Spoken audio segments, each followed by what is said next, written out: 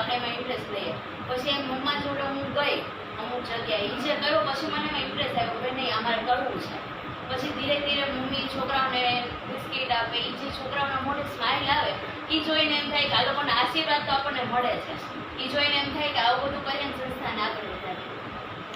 છાપ નહોતી, પેરામણી નહોતી, અને આપણે જે પૈસા ખોટા વેડફીએ છીએ કે શણગાર આ તે એમાં કોઈ વસ્તુ નહોતી કરી. એના સાક્ષી લીનાબેનને રીનાબેનને ભાઈ ત્રણેય છે. થોડીક એ શરૂઆત કરીએ કે ખોટો ખર્ચ જે છે એ વધી જાય છે.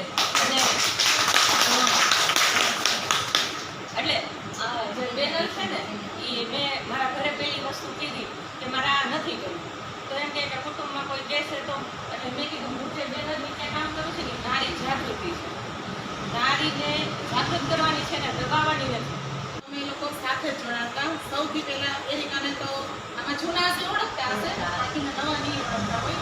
મારી ફ્રેન્ડ હતી એરિકા, એ છેલ્લે મારી પર ફોન આવ્યો અને મારા મિસ્ટર સાથે વાત કરી કે ભાઈ સંદીપભાઈ આવી રીતના છે, હું નારી જાગૃતિમાં છું, બરાબર. પહેલાં તો ઘરમાં જાણે સાંભળ્યું કે નારી જાગૃતિમાં કામ કરું, પેલા અજીબ જ એક્સપ્રેશન બધાના થઈ ગયા કે ભાઈ તું બહાર નીકળીશ, આવી સંસ્થામાં કામ કરીશ, આમ છે તેમ છે, બધાના એક્સપિરિયન્સ જ કાજ હશે.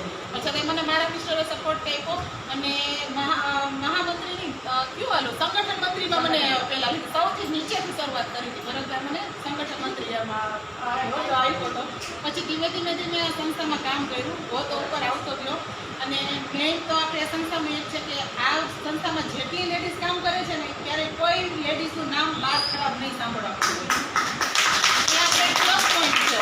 બાકી ઘણા બધા આપણે જૂથ જોઈએ છીએ, ક્યાંક ને ક્યાંક આપણને કંઈક ને કંઈક સાંભળવા મળે છે. મેઇન એટલે આપણો પ્લસ પોઈન્ટ આનો એ જ છે કે નારી સુરક્ષિત છે આપણા જૂથમાં. પણ તારી આપણે ગયું ના હોય ત્યારે ભરતભાઈએ મને કીધું કે તમારે ત્યાં ભીમનાથ મંદિર છે, તમે ત્યાં જાઓ અને ત્યાં બાપુને એમ કહેવાય કે તમારી વ્યવસ્થા કરાવી દે. મંદિર અમારા જ ગામનું હતું, પણ છતાં ભાઈએ મને અહીંયા વ્યવસ્થા કરાવી દીધી અને બહુ ભવ્ય અમારો કાર્યક્રમ થયો. એ કરાય, કોરોના કાળ હતો કે વાવાઝોડું હતું, તેમાં કોઈ પણ સહાય હતી, અમે જાતે બહેનોએ બધાએ થેપલા બનાવ્યા, વિતરણ કર્યું, કપડાની સહાય, ઘણું બધું અમે કરીએ છીએ. અને બહેનો કોઈ પણ કાંઈ હોય એને ઘરના પ્રશ્ન એ મારી પાસે આવે છે કે બેન આમ છે આમ છે, એટલે હું ભાઈને કહું છું કે ભાઈ આવી રીતે છે. જો મારાથી સમજોતો થાય ત્યાં સુધી કોઈના ઘર અત્યાર સુધી બગડ્યા નથી, પણ 2-3 વસ્તુ એવી થઈ ગઈ છે કે જે કોઈ હેન્ડલ થાય એમ નહોતું. પછી બેન મને કીધું કે ભાઈ બેન આવી રીતે છે, તો મેં એને કીધું તમે જો પોલીસ સ્ટેશન સુધી ગયા જ હો, તમે આટલી હિંમત દેખાડી હોય તો પછી પૂરી હિંમત બતાવી દો અને એકવાર કહી દો કે હું પણ કંઈક કરી શકું છું. મારું નામ તન્વી છે. હું એઝ એ નર્સ મેડિકલ લાઇનમાં કામ કરું છું. તો એ ફિલ્ડ પાછું તો હું ઘણી એવી સ્ત્રીને જોતી હોઉં છું. હું જે કંપનીમાં જોબ કરું છું ત્યાંના વર્કરોની જે સ્ત્રીની જે હાલત હોય છે બહુ જ સિરિયસ થઈ જાય. એ ટાઈમ પર અમુક આવી ગયું 45-46 જેટલી ડિગ્રીમાં એ લોકો કામ કરતા હોય છે અને એટલી ખરાબ હાલતમાં બેહોશ થઈને આવતા હોય છે અમારી પાસે હોસ્પિટલમાં. તો ત્યારે મારે એ ટાઈમ પર એમની હેલ્થનું હાઇજીનનું બહુ જ એવી રીતે અમે ટ્રીટમેન્ટ કરતા હોય. તો આ સંસ્થામાં જોડાઈને ઓવરઓલ સ્ત્રીનું ડેવલપમેન્ટ પ્રગતિ થાય તો મને બહુ આનંદ થયો કે હું અનિતાબેન દ્વારા મારા મમ્મી દ્વારા હું આ સંસ્થામાં જોડાઈને આગળ વધે આ સંસ્થા. મારું નામ છે ટવકા માંડવિયા. ટવકા તમને પહેલી વાર નહીં સમજાય, મારું નામ ટવકા છે, સાચું જ નામ છે. અને અમે બે દક્ષાબેનની છોકરીઓ છીએ, કેમ કે મારા પપ્પાની કોઈ નહીં ઓળખે એટલે મારા